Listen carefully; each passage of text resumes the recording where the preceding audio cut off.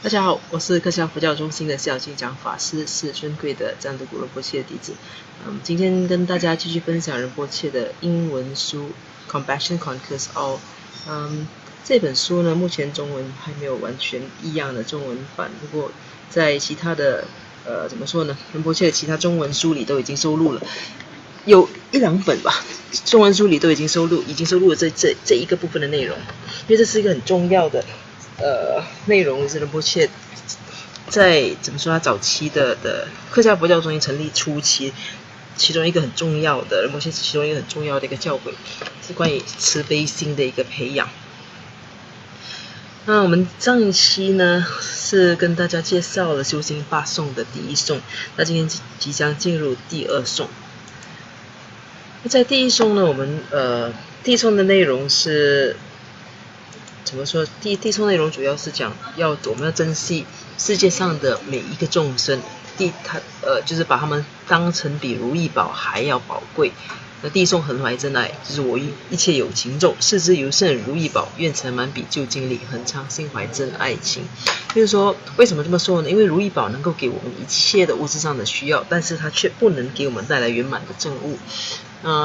但是相反的，众生呢，他在引领我们走向正悟这条路上，他扮演的角色其实跟众佛是一样的。诸佛引领就是指导我们一个方向，让我们走向正悟，而众生呢，却是我们修持的对象。如果只有佛法，没有众生作为修持的对象，我们就不可能得到正悟。所以众生的重要性跟佛的重要性是一样的，在这地颂里面这样讲。所以说，我们应该把众生当成是比如意宝还重要的一个对象，好好的珍惜它。这是第一颂的总结。那来到第二颂 Verse 2. See all beings as Buddha. Whenever I associate with anyone, may I view myself as least of all, and from the depth of my heart, may I cherish others as supreme. 第二颂呢叫思维卑劣，随处与谁为伴时，自己教诸众卑劣，从心深处私利他，恒常尊他为最上。就是其实等于就是说，把所有的人都看得比自己还要高，而自己是最差的那一个，最卑微、最低劣的那一个。他的意思是这个样子，这几句话的意思就是这样子。If we practice these 8 verses alone, we can gain enlightenment, no joke, without initiations, without altars, without deities, without anything. If we practice this from our heart, our suffering will stop. If we have problems, we should apologize. If we have difficulties, we should make up. And we should see the root of the problem and stop it from our side. Never mind whether the other person solves it or not. That is not your problem. When you die alone. When you go alone. When you make karma alone. 这几段讲的是什么东西？他说，如果我们能够好好的、认真的去修持这修行八颂的话，认真去修持这修行八颂，就单纯只是修持这修行八颂就好了，你就有可能得到正悟。但仁波切说，这不是开玩笑的，你不需要灌顶，你不需要佛坛，你不需要本尊，你不需要什么都不需要，你不需要做任何其他的修持，只需要乖乖的、好好的、老老实实的去修这个修行八颂，就有可能得到圆满的正悟。只要发自内心的去修持的话，那我们所有的痛苦都会停止。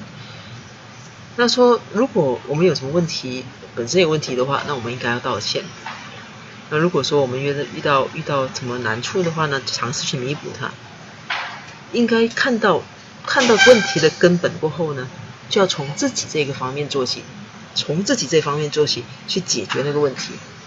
不管别人有没有做，不管别人有没有去实践，实践的佛法其实并不是等着别人先实践，自己才来实践的。其实别人做不做是别人的事情，不关我们的事。别人成佛与否跟我们是没有关系的，因为怎么说呢，在我们死亡的时候，我们是一个人死的；我们离开的时候是一个人离开的，这就好像我们来的时候是一个人来一样。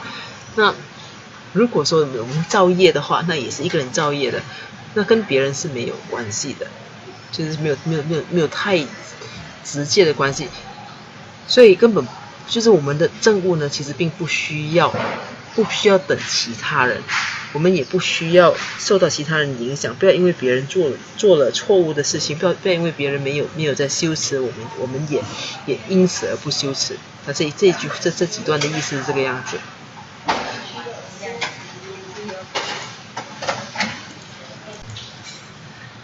Now you may say the purpose of Dharma is to become happy. Happiness here is not defined as happiness for the self alone. It is happiness for all sentient beings. So if we do Dharma for happiness for the self alone, then it disqualifies us as a Mahayana Dharma practitioners. Mahayana or non-Mahayana, we cannot become a Buddha without the qualifications of wishing sentient beings metta and love, and wishing them to be free from sufferings. One of the definitions of a Buddha is that he or she has that quality. Therefore, without that quality, whatever labels you like to put, Mahayana or non-Mahayana, we cannot achieve Buddhahood. 那这两段呢，就是说，也许你说我们学佛的目的不是为了得到快乐，不是为了找寻快乐吗？那就你在认真在读，就是从我们开始读这修心八颂，你就发现其实修心八颂看起来听起来似乎是一个很难达到的一个境界，是一个无限的严重的委屈自己的一种情况。那既然这么委屈自己的话，听起来就觉得非常委屈了，那怎么可能会有快乐呢？但是我们要特别去点出了一点，就是说这里的快乐其实是一种究竟的快乐，是一个真正长远的快乐。它指的快乐呢是众人的大家的快乐，并不是你自己本身一个小我的快乐。那怎么说呢？因为如果说你自己本身快乐，别人都不快乐的话，到最后呢，其实你的快乐还是会变得不快乐的，因为全世界都不快乐，那别人都不快乐，自然也会加诸在你身上，那肯定是不快乐。其实大家都是相互有关联的。那如果全世界的快乐呢，那你自然就会快乐。这样子的一个情况，所以说。如果众人都不快乐，那你怎么可能快乐？所以如果一味追求自己本身的快乐，那并不是真正的快乐。但是这是简单就是一般很通俗的情况来解释这个快乐。所以我们要讲的快乐，其实是一切众生的快乐。那如果说，而且呢，如果说我们学佛的目的是追求自己本身的快乐的话，那我们根本就谈不上，就根本不能自称为大乘的一个修持者。那无论是大乘或者是非大乘都好，如果我们对众生，我们没有办法对众生产生慈爱的心理，我们没有办法去爱众生的话，我们没有办法去希望众生能够从痛苦的轮回中解脱的话，我们没有这样子的愿的话，那我们是不可能成佛的，我们根本不具备成佛的资格。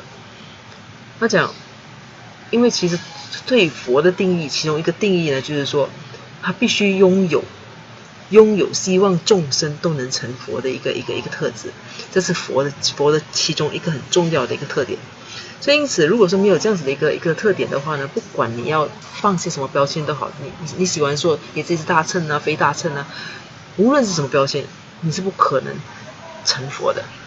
那这是这两段的意思。那接下去我们再继续念第3段、第4段。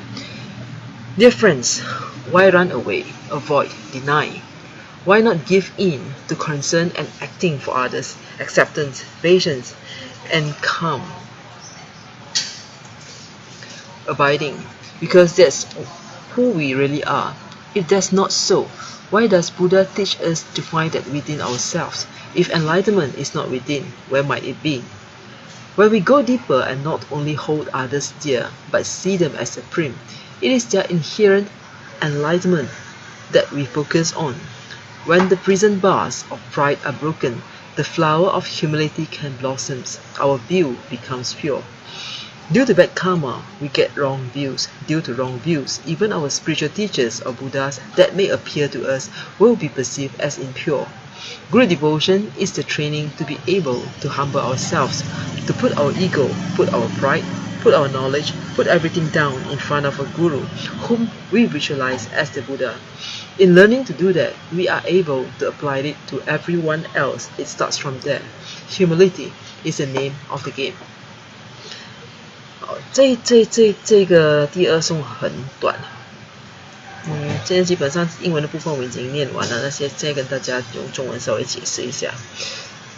那刚才我们就是说，最初的时候说到这个修心八颂嘛，如果说我们好好去修这个修心八颂的话，那我们根本不需要所谓的更深的修持，我们甚至不需要灌顶，我们甚至不需要一个本尊，我们就可以成佛了，我们就可以摆脱痛苦了。再接下来就是说，不要去管别人，不管别人怎么样，别人修不修，不要让他们来影响你，因为你来的时候是自己一个人来，走的时候自己一个人走，你的业是你自己一个人的，你自己一个人造的业，你自己一个人去承担那个业，没有人会去剥夺你的业，或者没有人能够帮你去分担你的业，所以一切都是自己一个人，所以你要以这样子的一种怎么说呢？不要让别人来影响你的修行。那另外的说，接下去的是其实 OK， 你会说，那成佛的，我们学佛的目的是为了快乐嘛？刚才说过了，那这些东西看起来都不快乐怎么办？所以他这里特别就是说，这里的快乐呢，是为了众人的快乐，是众生的快乐，是每一个众生的快乐。那我们真正想要达到的就是希望众生能快乐。众生怎么样的快乐呢？真正能够让众生快乐，其实是他们让他们摆脱轮回，摆脱这个娑婆。所以只有希望众生能够摆脱娑婆的话呢，我们才是真正的大乘行者，是真正的大乘修持者。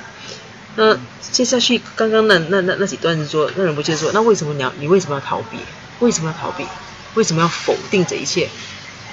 为什么不要去关心？不要去接受他人？为什么不要多宽容一些？因为这其实是我们原本的自己，原本的自己就是充满爱、充满慈悲，是充满宽容的。那如果不是这样子的话，为什么佛陀会教我们去找寻我们自己？他讲，如果说证悟并不是由内而外的话，那证悟在哪里？这几个问题其实是怎么说呢？表面听起来就是很字面，很有点文绉绉还是什么样？其实这是就是禅宗啊，或者是每一个就是佛教的每一个支派都好，大家都在探讨的一个问题。那证悟在什么地方？开悟在什么地方？它是一个遥远的要去追寻的一个方向呢？是要努力的一步一步必经的一个方向呢？还是它就在我们的内在，我们瞬间都可能得到的？那在金刚乘里呢？金刚乘其实是完全相信说证悟是可以瞬间达到的，所以金刚乘常强调，在这一世，只要你修持的正确，只要你发心正确的话，只要你用功正确的话，在这一世就有可能得到证悟。因为证悟并不在其他地方，证悟并不在他处，证悟就在我们自己身上，就在我们自己的内在。所以我们要找的是去发掘我们自己内在的佛性。那所以这才是真正的自己。所以我们学佛，我们的上师都好，佛法书籍都好，他其实要的就是我们在处。不管我们自己觉得我们自己多么丑陋，不管别人觉得我们多么丑陋，这些都不重要，最重要的其实你要知道你自己本身是有佛性的，你自己本身是充满慈悲、充满宽容、充满爱的。那学佛的目的就是要带出这样的一个真正的自己。那这是刚才那一段的意思。那如果说我们再往深一层去看，刚才就针对这第二颂再往深一层去看，就是说我们不只是很珍惜的去抱着众生，我们而且还要把他们当成是无比尊贵的。其实这个点，为什么要把众生视为是无比珍贵？其实我们看到并不是他们就是在地位上特别珍贵，或者是他们的品格上特别珍贵。其实我们讲这个东西是，其实众生呢都有佛性，他们的本性里，他们本质里呢，其实都有证悟的本质。所以我们要把他们看成是无比珍贵的。那当你能够这么看的时候，其实你能够把每一个众生的佛性都看到的时候，你能够去，就是你能够心甘情愿，或者是真心真意的去看到众生的证悟本质，看到众生的佛性，并能因此发自内心的去把他们尊为是很崇高的对象的时候，那就表示说，其实你内在的骄傲的怎么说呢？你用骄傲来制造的围墙就已经打破了。那这样子的情况下，你会开始变得谦卑。当你开始变得谦卑，你的骄傲的这些围墙被打破了之后呢，你才能够得到一个真正的正确的看法，就是正见的意思。我们的看法才会变得纯正。他说为什么这样说呢？因为我们过去我们所做的，我们造的业，我们的因果累积的太多了，就导致我们有邪见。那因为这些有邪见呢，即便是我们的上师是佛或者佛都好，在我们眼中呢，都变得不再纯净。所以从这里呢，其实我们可以追溯回去，就是说为什么金刚乘那么注重上师依止？那其实因为上师依止是能够真正让我们训练我们，让我们能够变得谦卑的，把我们所有的自大、我们的骄傲、把我们的知识、把我们所熟悉的一切全部都丢掉，在上师面前我们什么都不是，因为我们我们必须把上师视为是佛。当我们逐渐习惯这么做之后，我们能够把上师看成是佛之后，能够在上师面前把自己当成什么都不是之后，开始学习至少我们已经跨出了第一步。那当我们开始跨出这一步过后，我们有了这样子的感觉，我们大概知道放下自己是什么情况之后，我们才有可能去对其他的人逐渐也这么做。所以一切呢都会从视师为佛开始。那这里讲的是这个，那视师为佛的目的呢，其实并不是要我们盲目的去崇拜上师是多么的崇高，或者是并不是说上师是佛一定要去承认或者要去证实，要用科学的方式去证实上师是佛这件事情，其实并不是。它整个的目的呢，其实就是要让我们懂得在上师面前把自我完全放下，完全的放下，把自己所有累积的过去的经验、过去的知识，把自己的骄傲全都放下，然后全心全意的去把上师看成是佛。其实这是一种心识的一个训练，它并不是一个迷信的推崇之类的。那因为你必须这个样子，你才可能对别人也你才有可能在别人面前也谦卑。而且只有当你能够真正的谦卑的时候，你才有可能产生正见。一个骄傲的心，一个骄傲的人所看的一切是污染的，是不准确的，是不可能看到真正的就是不可能看到真理的。所以这里呢，他总结就是说，谦卑是这个游戏的名字，所以一切呢叫始于谦卑的意思。所以第二颂讲的是谦卑，把所有的众生都视为是我们的老师，把所有的众生视为是最尊贵的，而我们自己本身是最卑劣的。为什么？并不是因为并不是要我们盲目的去怎么说并不是要我们盲目的去跟随，或者是在臣服于其他人，并不是这个意思。他的意思就是我们要看到的是，要能够穿透，我们能够看到众生的佛性，所以我们是在众生的佛性面前谦卑。就比如我们看到上师是佛，所以我们谦卑，因为这个样子我们谦卑。我们必须有这样子的谦卑，我们才能够带出自己本身的佛性。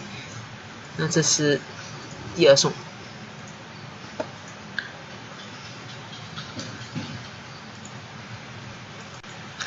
好，这个修心八颂第二颂呢，我们的今天的分享就到这里。这颂比较短。那在结束之前，我们跟大家一起做一个回向。